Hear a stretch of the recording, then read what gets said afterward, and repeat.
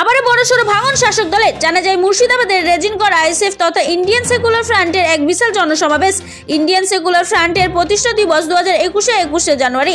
সেই উদ্দেশ্যে জনগণের প্রতি আহ্বান জানায় এই সমাবেশ। এছাড়াও 2024 লোকসভা নির্বাচনকে পাখির চোখ করে এই সমাবেশ বলে জানতে পারা যাচ্ছে।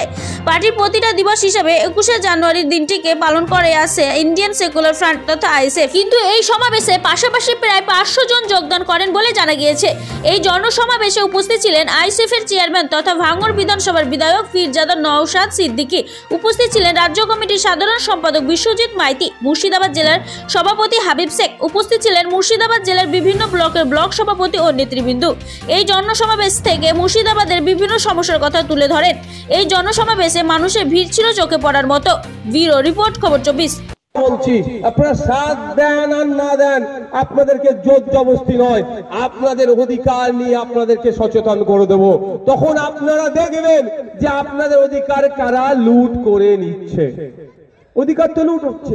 এখানে যারা আছেন আপনারা বলুন তো, আপনাদের এই বিধানসভার মধ্যে, রেজিনগর বিধানসভার মধ্যে একটা কলেজ আছে? আওয়াজ দিয়ে বলুন না। তাহলে কি রেজিনগরের ছেলে মেয়েদের সেই যোগ্যতা নাই নাকি যে কলেজে পড়ার? ইচ্ছাকৃতভাবে কলেজকে বন্ধ করে রেখেছে। রেজিনগরের লোকেরা কালকে 4টে মদের দোকানের লাইসেন্স চান। আমি জানি, ওটা জানি, আমি জানি।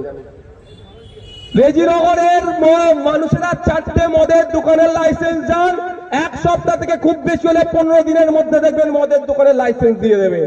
রেজিনগরের লোকেরা ক্লাব করবেন, টিভি চান, সঙ্গে সঙ্গে টিভি পাঠিয়ে দেবে। রেজিনগরের লোকেরা ক্রাম বোর্ড কিনবেন, ক্রাম বোর্ড চান, সঙ্গে সঙ্গে দিয়ে দেবে। এই রেজিনগরের লোকেরা প্রাইমারি স্কুলের টিচার চাইবেন, এই অপদার্থ সরকার টিচার পাঠাবে না।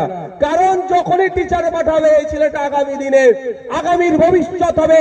সে তার হকের কথা বলবে, সে তার অধিকারের কথা বলবে, স্বাস্থ্যের অধিকারের কথা বলবে, শিক্ষার অধিকারের কথা বলবে, বাসস্থানের অধিকারের কথা বলবে, এক কথাই মৌলিক অধিকারের কথা বলবে।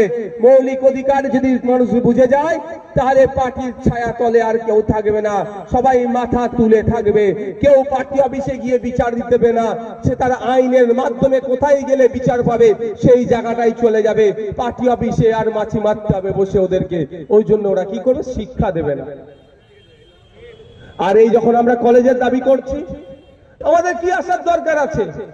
বামেরা খারাপ ছিল ওদের ভাষাই, তাহলে আমরা নিয়ে এসেছি। উনি ভালো হবে বলেই তো বলেছিল। সাচার কমিটির সুপারিশ গুলো হাতে নিয়ে কি বলতো?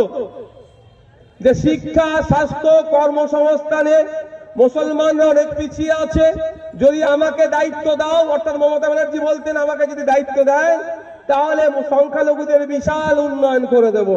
আপনারা বলুন যে এখানে আছেন, আমি যদি ভুল বলি আপনারা বলবেন, আমি সেটাকে রেকটিফাই করে নেব।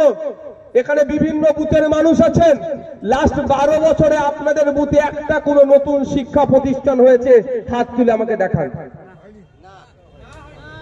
একটা বুথ থেকে সরকারি চাকরি পেয়েছে? হাত তুলে দেখাবেন। হ্যাঁ, সরকারি, শুধু এটা শুধু আমি মুসলিমদের কথা বলছি না, মাথা ঠান্ডা করে শুনুন। আমি শুধুমাত্র মুসলিমদের কথা বলছি না, যারা দলিত আছে, যারা আদিবাসী আছে, যারা পিছিয়ে বর্গের আছে, সবার উদ্দেশ্যে আমার একই বার্তা। একজন হাত তুলে বলুক যেখানে আদিবাসীদের সংখ্যা বেশি, এই 12 বছরের সরকার ওখানে একটা নতুন শিক্ষা প্রতিষ্ঠান করে দিয়েছে। একজন হাত তুলে বলুক যেখানে আমার দলিত ভাইরা বেশি সংখ্যায় বসবাস করে, যেখানে আমার পিছিয়ে বর্গের ভাইরা বেশি সংখ্যায় বসবাস করে, একটা নতুন শিক্ষা প্রতিষ্ঠান এই 12 বছরে করে দিয়েছে। দেখুন, তারা বলতে পারবে না। তবে আমি একটা দায়িত্ব নিয়ে কথা বলতে পারি, এরা 12 বছরে কিছু করুক আর নাই করুক, আপনার আমার পরিবারের সন্তানগুলোকে মাতাল বানানোর জন্য দুয়ারে দুয়ারে লিগাল ইলিগাল মদের দোকান করে দিয়েছে। আমাদেরকে মাতাল বানিয়েছে 12 বছরে এরা, আর কিচ্ছু দেয়নি। এ কথা যখনই বলি তখনই আমাদের উপরে রাগ হয়ে যায়। আমি তো ওপেন চ্যালেঞ্জ করছি, ওই টিভির সামনে ওরকম কথা না বলে সামনাসামনি বসা হোক, সামনাসামনি তর্কেতে বসা হোক, লাইভ চলবে। 12 বছরে মমতা ব্যানার্জির সরকার বাংলাকে কতটা পিছিয়ে দিয়েছে সেই ডেটা নিয়ে সামনাসামনি বিতর্ক সভা ডাকা হোক, সেখানে হবে আলোচনা। সাহস আছে তো ওদের? ওরা শুধু একটাই বোঝে বিজেপির কাছ থেকে কত টাকা নিয়েছে, তাই না? যে যেটা খায় কি করে সেটা ঢেকুর তুলে। 1998 সালে কি হয়েছিল জানি তো আমরা, বাপের বয়সী যারা আছেন। 1998 সালে বিজেপির সহযোগিতা নিয়ে তৃণমূলের জন্ম হয়েছিল। তখন ফান্ডিং যাদের কাছ থেকে নিয়েছে আজকে ডেটে হয়তো ভাবছে তারাই হয়তো আইএসএফ কে টাকা দিচ্ছে। তবে আমি একটা কথা এখানে বলবো, যারা বলে না বিজেপির কাছ থেকে টাকা নিয়েছে, সত্যি বলছে আমি টাকা খুঁজে পাইনি। বলে বেড়াই টাকা নিয়েছে, টাকা খুঁজে পাচ্ছেন। আর কি বলে হাজার হাজার কোটি টাকা নিয়েছে বলে তো। সত্যি বলছি আমাদের পার্টি চালাতে খুব অসুবিধা হচ্ছে।